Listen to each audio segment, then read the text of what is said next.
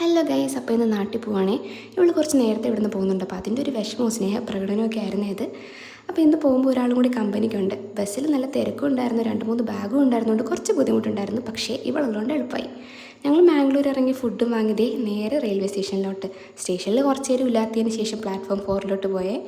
Kangaroo എൻ്റെ കുഞ്ഞിനായിട്ട് വരുന്ന പോലെ ഇല്ലേ.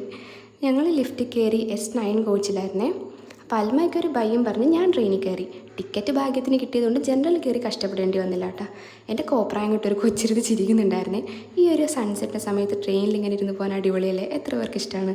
അപ്പോൾ കുറച്ച് സമയത്തിന് ശേഷം ഫുഡൊക്കെ കഴിച്ച് ഞാൻ കയറി കിടന്നു കേട്ടോ. ഇപ്പോൾ ജനറൽ പോലെ ആയി കോച്ച്. ബെഡ്ഷീറ്റൊക്കെ ഒരു ആഡംബരത്തിനാണ്. അപ്പോൾ അതേ സമയം 5 മണി ആവാറായിട്ടുണ്ട്. വർക്കല എത്താനായി. വർക്കല എത്തിയപ്പോൾ ഞാൻ എൻ്റെ പെട്ടിയും കിടക്കെ എടുത്ത് ഇറങ്ങി.